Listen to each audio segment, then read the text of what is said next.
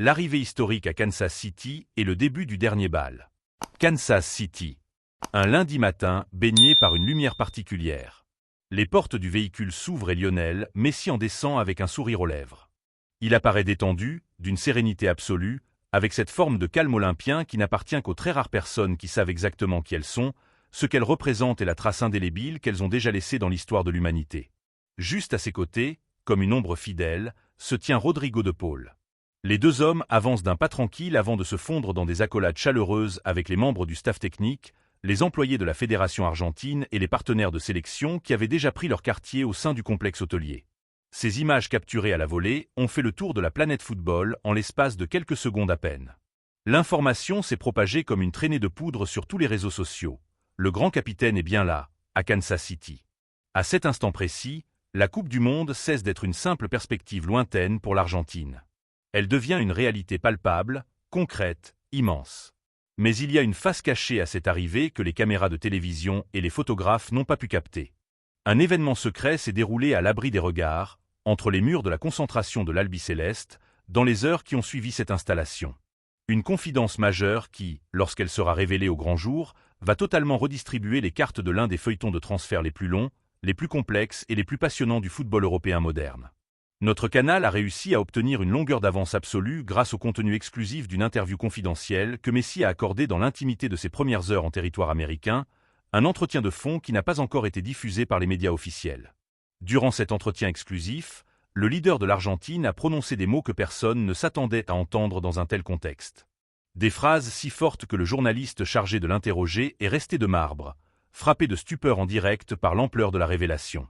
Des propos d'une portée colossale que Julián Álvarez lui-même avait expressément demandé à son capitaine de formuler lorsque le moment opportun se présenterait enfin devant les micros. Avant de plonger au cœur des déclarations exactes de Messi et de comprendre comment un simple échange de maillots dans une chambre d'hôtel peut faire trembler les bureaux des dirigeants à Madrid et à Barcelone, prenez un court instant pour soutenir notre travail de recherche et d'investigation quotidienne. Abonnez-vous dès maintenant à notre chaîne si ce n'est pas encore fait. Laissez un immense pouce bleu sous cette vidéo pour donner de la force à notre communauté et partagez immédiatement ce lien avec ce fameux ami supporter catalan qui s'impatiente sur votre groupe de discussion. Activez également la cloche des notifications pour être absolument certain de recevoir nos enquêtes exclusives avant tout le monde. Entrons maintenant dans le vif de cette histoire extraordinaire. Diez le poids de l'histoire et la quête d'un ultime chef-d'œuvre. Pour mesurer toute la portée de ce qui s'est joué à Kansas City, il est indispensable de prendre du recul et d'analyser ce que représente cette compétition pour l'homme aux 8 ballons d'or. Lionel Messi s'avance vers ce tournoi à l'âge de 38 ans et il fêtera son 39e anniversaire en plein cœur de la compétition. 4 ans auparavant, il avait guidé son pays vers les sommets de la gloire lors de l'édition au Qatar, signant ce que la quasi-totalité des observateurs qualifient d'épopée individuelle la plus magistrale et la plus complète de l'histoire moderne du sport. Cette rencontre disputée, cette performance d'un niveau presque surhumain, conclu par une finale légendaire face à la sélection française. Un match d'anthologie considéré par beaucoup comme le plus grand moment de football du XXIe siècle.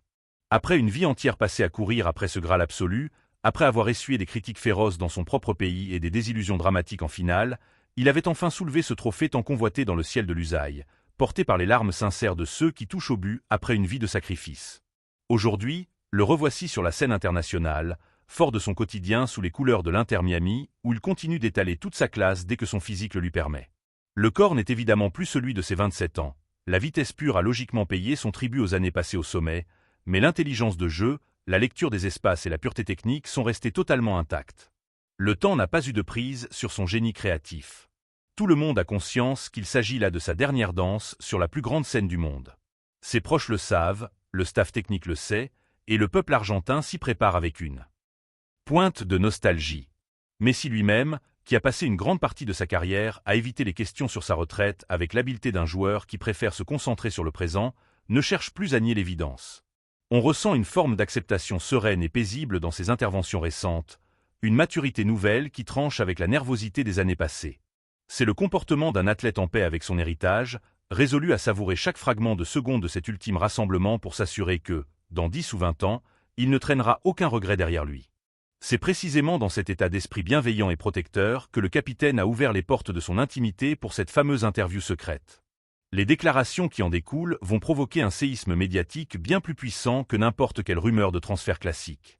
Non pas parce qu'il s'est attardé à décortiquer les schémas tactiques des futurs adversaires de l'Argentine, ni parce qu'il a fait un point complet sur ses sensations physiques individuelles, mais parce qu'au détour d'une relance sur la situation bloquée de Julián Álvarez entre l'Atlético de Madrid et le FC Barcelone, le numéro 10 a choisi de raconter une anecdote intime qui a laissé le journaliste totalement sans voix. Diez, la filiation sacrée entre deux héros de l'usaille. La relation qui unit Lionel Messi à Julián Álvarez ne ressemble en rien à une simple camaraderie de vestiaire entre deux footballeurs qui partagent une nationalité.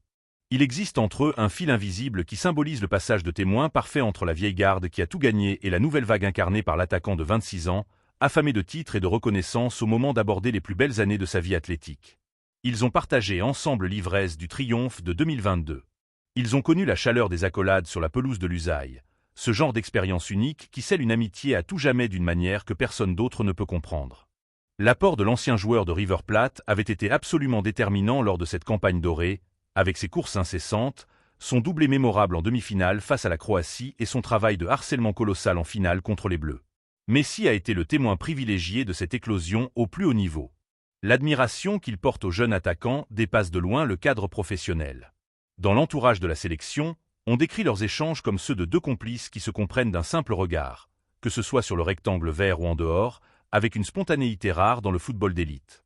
C'est cette confiance absolue, cimenté au fil des causeries et des combats communs sous le maillot national, qui a poussé Julián Álvarez à faire un choix fort.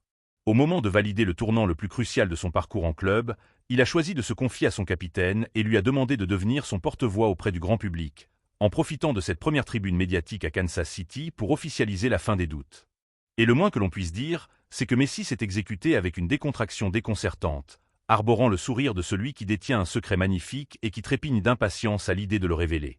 Lorsque les images et le son de cette interview seront diffusés à l'échelle internationale, l'onde de choc va balayer l'ensemble de la presse sportive et généraliste. Voir l'icône absolue du football valider le transfert le plus attendu de l'été européen depuis le calme d'un hôtel du Missouri, à quelques jours d'ouvrir sa défense du titre mondial, est un scénario qui dépasse le simple cadre des amateurs de statistiques ou des experts de la gestion financière des clubs. C'est une histoire profondément humaine, et ce sont ces récits qui passionnent les foules. Faisons une petite pause au milieu de ces révélations incroyables. Si vous appréciez ce niveau de détail et ces coulisses exclusives que vous ne verrez nulle part ailleurs, n'attendez plus. Prenez une seconde pour vous abonner à la chaîne, cliquez sur le bouton de mention j'aime pour soutenir notre travail indépendant et écrivez un mot dans la section des commentaires pour nous dire ce que vous pensez de l'attitude de Messi dans cette affaire. Votre participation est essentielle pour faire grandir ce projet. Reprenons le fil de notre récit. Diez, le secret de la chambre d'hôtel et le maillot floqué du numéro 9. Face au micro, le journaliste a posé une question relativement classique sur l'état de forme de Julián Álvarez et sur les bruits incessants qui entourent son avenir en club depuis l'ouverture du marché estival. Une relance banale, conçue pour obtenir une réponse de convenance de la part d'un capitaine désireux de protéger son groupe. C'est à ce moment précis que le cours de l'entretien a basculé. Messi a marqué un temps d'arrêt, a regardé fixement son interlocuteur avec cette lueur amusée dans les yeux, celle qu'il arbore lorsqu'il s'apprête à déstabiliser une défense adverse par une passe imprévisible. Il a d'abord rappelé à quel point la présence de l'attaquant était vitale pour l'équilibre offensif de l'équipe, revenant avec beaucoup de nostalgie sur les souvenirs du Qatar et louant la maturité hors norme d'un garçon capable de supporter une pression immense sans jamais scier. Des mots forts, empreints d'un respect sincère qui aurait pu clore la séquence de manière très élégante. Mais le capitaine avait une toute autre idée en tête. Il a révélé que dès qu'il avait pris connaissance des modalités du rassemblement à Kansas City, sa première démarche avait été de demander personnellement au staff technique de partager sa chambre d'hôtel avec Julián Álvarez. Une requête acceptée immédiatement par l'encadrement. Messi a alors expliqué qu'avant même de défaire ses propres valises, avant de chercher le moindre confort dans ses nouveaux quartiers, il avait sorti un objet précieux qu'il avait commandé de longs jours avant de s'envoler pour les États-Unis. Un cadeau qu'il transportait avec un soin infini, attendant patiemment le moment parfait pour le remettre à son destinataire. Cet objet n'était autre qu'un maillot officiel du FC Barcelone, floqué du numéro 9, avec le nom de Julián Álvarez imprimé en lettres d'or sur le tissu bleu et grenat. Il l'a délicatement déposé sur le lit destiné à son jeune coéquipier, prenant le temps d'aplanir les plis pour que la surprise soit totale dès l'ouverture de la porte, se délectant à l'avance de la réaction de son compatriote. Lorsque l'attaquant a pénétré dans la pièce et que son regard s'est posé sur la tunique catalane, le temps s'est littéralement suspendu. Selon les confidences de Messi, le silence a duré de longues secondes. Julián Álvarez est resté figé, comme foudroyé par l'émotion. Il s'est approché lentement, a saisi le maillot à deux mains et a passé ses doigts sur le flocage du numéro 9, comme pour s'assurer qu'il ne s'agissait pas d'un rêve éveillé mais bien d'une réalité concrète. En levant les yeux vers son capitaine, son visage affichait l'expression d'un homme qui voit enfin s'ouvrir la porte qu'il tentait de forcer depuis des mois avec une patience qui arrivait doucement à son terme. À ce stade du récit, le journaliste n'a pas pu s'empêcher de couper la parole de la star argentine pour poser la seule question qui brûlait les lèvres de toute la planète football. Est-ce une manière d'officialiser le fait que Julián Álvarez portera la saison prochaine les couleurs du FC Barcelone? La réponse de Messi est tombée avec la simplicité désarmante des plus grandes vérités. Oui, c'est exactement cela. Et c'est moi qui ai eu l'honneur de lui remettre son tout premier maillot barcelonais avec le numéro 9. Une annonce brute, dénuée de tout effet de manche ou de mise en scène théâtrale, prononcée avec le calme de celui qui relate un fait accompli et indiscutable. Diez le piège médiatique se referme sur les dirigeants madrilènes. Le capitaine a ensuite précisé que c'était une demande explicite de l'attaquant de l'Albicéleste. Ce dernier tenait absolument à ce que la nouvelle de son engagement avec le club catalan soit transmise au peuple blaugrana par l'intermédiaire de la plus grande légende de l'histoire du Camp Nou, un joueur qui a écrit les plus belles pages de cette institution pendant plus de 20 ans et qui a soulevé 4 Ligues des Champions sous ses couleurs. Julián Álvarez ne voulait ni d'un communiqué froid rédigé par ses représentants, ni d'une fuite orchestrée dans les colonnes d'un quotidien espagnol. Elle choisissait la pureté d'une transmission directe de légende à légende. Cette annonce jette un pavé immense dans la mare de l'Atlético de Madrid. Tandis que dans les bureaux du stade Metropolitano, les dirigeants madrilènes s'efforcent depuis des semaines de bloquer le départ de leur attaquant en imposant des conditions financières drastiques, et que l'entraîneur Diego Simeone tente de dicter son propre calendrier en exigeant la signature préalable du jeune prodige argentin Franco Mastantuono, la réalité du terrain a pris une longueur d'avance irréversible.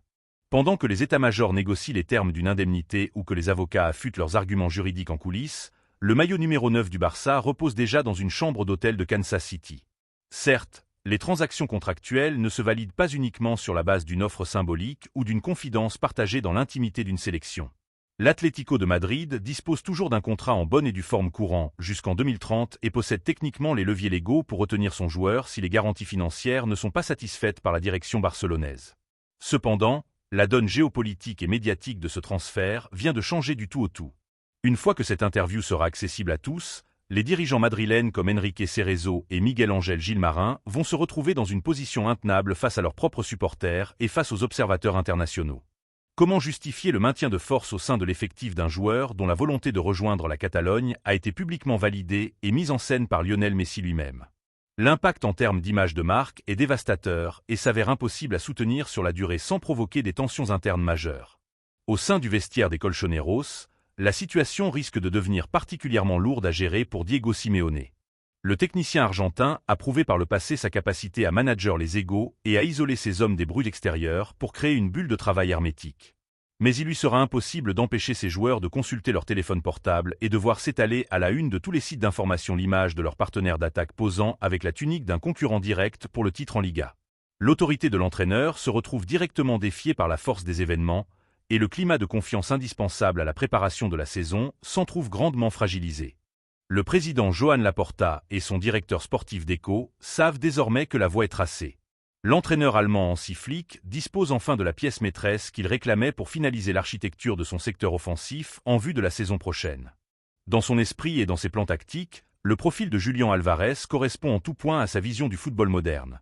Un attaquant mobile, capable de décrocher pour participer à l'élaboration du jeu, d'exercer un pressing asphyxiant sur les premières relances adverses et de libérer des espaces vertigineux pour ses partenaires par des appels tranchants. Le technicien allemand a déjà dessiné les contours de son équipe idéale pour reconquérir les sommets nationaux et européens.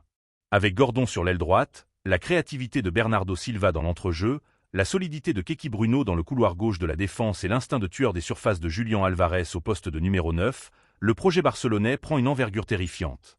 4 des 5 recrues majeures espérées sont déjà acquises ou en passe de l'être. Il ne reste plus qu'à finaliser la paperasse administrative pour la plus cruciale d'entre elles, celle qui porte l'aval du plus grand joueur de l'histoire du club. Il y a une dimension presque poétique dans cette affaire qui dépasse les simples contingences matérielles du marché des transferts. Lionel Messi s'apprête à disputer les derniers matchs de sa carrière immense sous le maillot de son pays, portant sur ses épaules les espoirs de tout un peuple déterminé à conserver sa couronne mondiale. Pourtant, au milieu de cette tempête de pression et d'émotions personnelles liées à l'imminence de ses propres adieux au football de haut niveau, sa première pensée constructive a été pour son jeune compatriote, pour s'assurer que son avenir en club s'écrive de la plus belle des manières et que le FC Barcelone récupère le digne héritier de sa tradition offensive. Même à des milliers de kilomètres de la Catalogne, même après avoir quitté le club depuis plusieurs années, Messi démontre que le cordon ombilical avec l'institution barcelonaise n'a jamais été véritablement rompu. Il continue d'agir en coulisses pour le bien de l'équipe qu'il a révélée au monde, écrivant un scénario qu'aucun auteur de cinéma n'aurait osé imaginer. Nous arrivons au terme de cette incroyable révélation qui va dicter l'actualité des prochains jours. La semaine qui s'ouvre s'annonce décisive avec le dépôt attendu de la plainte des représentants du joueur auprès des instances de la FIFA pour débloquer la situation sur le plan juridique. Pour ne rien manquer de ce dénouement qui s'annonce historique, assurez-vous une dernière fois d'être bien abonné à notre chaîne. Activez la cloche pour recevoir nos flashs d'informations en temps réel, laissez un j'aime pour récompenser notre réactivité et partagez vos impressions dans l'espace commentaire. Pensez à envoyer cette vidéo à tous vos proches passionnés de football. Prenez grand soin de vous et on se retrouve très vite pour une nouvelle enquête exclusive au cœur du marché des transferts.